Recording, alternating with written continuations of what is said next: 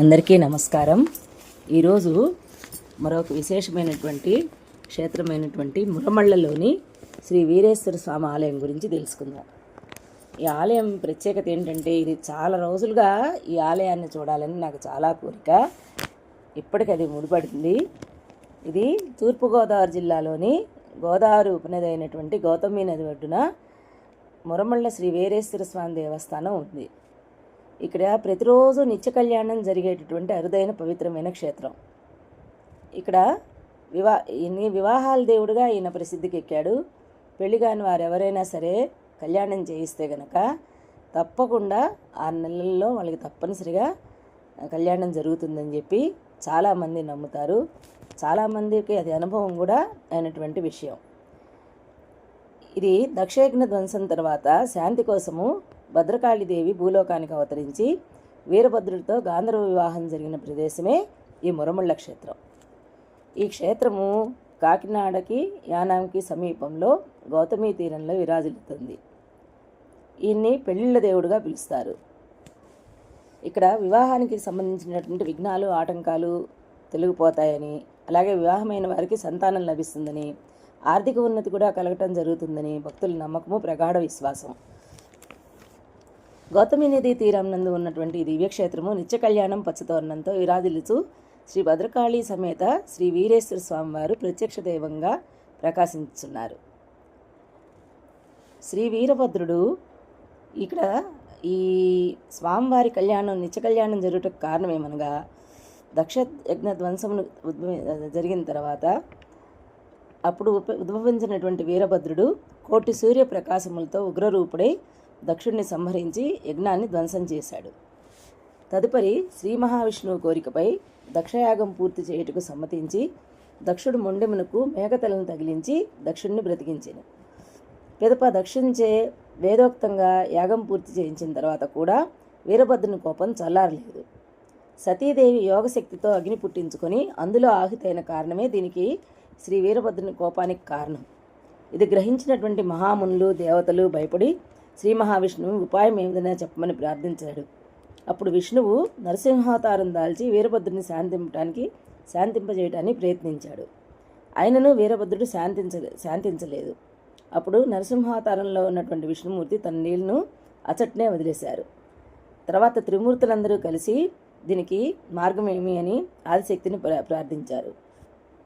వీరభద్రుని శాంతింపజేయమని ఆదిపరాశక్తిని కోరగా అమ్మవారు తన 16 కళ్ళల్లో ఒకటైనటువంటి భద్రకాళిని వీరభద్రుని శాంతింపజేయుటకు భూలోకానికి పంపింది. భద్రకాళి అమ్మవారు ఎంత ప్రయత్నించినా వీరభద్రుడు శాంతించకపోవడంతో అస్సరవ శరభ అంటూ నాట్యం చేయుచు భద్రకాళి అమ్మవారు కన్యారూపం దాల్చి గౌతమి నది నుండి బయటకు వచ్చింది. కన్యారూపంలో ఉన్నటువంటి అమ్మవారిని చూసిన వీరభద్రుడు కోపం వెంటనే చల్లారి ఆయన శాంతించారు. అప్పుడు వీరిరువురికి మునిమండలి యందు ఉన్నటువంటి మహామునులందరూ కలిపి అప్పటికప్పుడు గాంధర్వ వివాహ పద్ధతిలో కళ్యాణం జరిపి శాంతింపజేసిరి. ఈ పవిత్రమైనటువంటి గౌతమి నదీ తీరాన మహామునులందరూ ఆశ్రమంలో ఏర్పరచుకున్న ప్రదేశం అదే మునిమండలి. కాలక్రమేణా అది వాడుకలో మురమళ్ళ గ్రామంగా రూపాంతరం చెందింది. అప్పటి నుండి మహామునులందరూ శ్రీ వీరేశ్వర స్వామివారికి గాంధర్వ వివాహ పద్ధతిలో నిత్య కళ్యాణం చేస్తూ ఉంటారు. ఈ లోక ప్రసిద్ధిగాంచినటువంటి స్వామివారి కళ్యాణమునకు నిత్యము అగస్త్యుడు, శుకుడు, విశ్వామిత్రుడు, వశిష్ఠుడు, గౌతముడు, భార్గవుడు, వ్యాసుడు, భరద్వాజుడు, మారీచుడు, కశ్యపుడు, మార్కండేయుడు, నారదుల వారు మున్నగు మహామునులందరూ ప్రతిరోజు ఇక్కడికి విచ్చేయుదురని పురాణం నందు కలదు. ఈ పద్ధతి ప్రకారమే నేటికి కూడా స్వామివారికి కళ్యాణం చేయుట ఆనవాయితీగా వస్తుంది. స్వామివారి కళ్యాణం విశిష్టత: శ్రీ స్వామివారికి ఎవరైతే వారి జన్మ నక్షత్రం అనుసరించి కళ్యాణం జరిపించుకుంటారో వారి మనసుల్లో ఉన్నటువంటి సంకల్పం ఏదైతే ఉంటుందో అది తప్పనిసరిగా నెరవేరుతుందిట.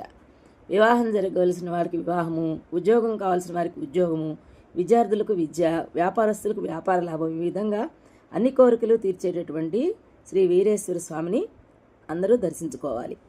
నిత్య కళ్యాణంలో పాల్గొనాలనుకునేటటువంటి భక్తులు కళ్యాణం జరుగు రోజు సాయంత్రం 5:30 కల్లా హాజరు కావాలి. సంప్రదాయ దుస్తులు ధరించి రావాలి. కళ్యాణానంతరం పౌళింపు సేవ ఉంటుంది. ఆ తర్వాత దేవస్థానం వారిచే ఏర్పాటు చేసినటువంటి అన్నప్రసాదం స్వీకరించాలి. రాత్రి 9:30 కల్లా ఈ ప్రక్రియ అంతా పూర్తవుతుంది. ఈ ఆలయంతో పాటు ఇక్కడ శ్రీ లక్ష్మీ నరసింహస్వామి దేవాలయము, శ్రీ వల్లీ దేవసేన సమేత సుబ్రహ్మణ్యేశ్వర స్వామి దేవాలయము, వీటిని కూడా ఉపాలయాలుగా దర్శించుకోవాలి. ఈ మురమళ్ళ క్షేత్రంలో మనకి బస చేయుటకు రకరకాల సదనలు లభిస్తాయి. అలాగే ఏంటంటే దేవస్థానం వాళ్ళ వెబ్సైట్లోకి వెళ్ళి మనం ముందుగానే మనం టికెట్ రిజర్వ్ చేసుకునేటటువంటి అవకాశం ఉంటుంది.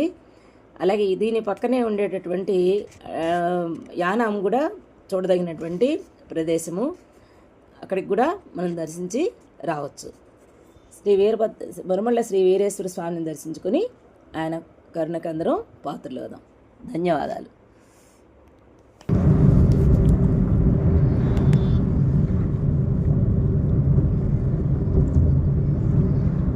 రాజోలు వెళ్ళే దారి, కొబ్బరి తోటల మధ్యలో నుంచి ఇల్లు. దారి కేవలం మెయిన్ రోడ్డు మీద మాత్రమే ఇల్లు ఉంటాయి. మొత్తం అన్నీ కొబ్బరి తోటలే.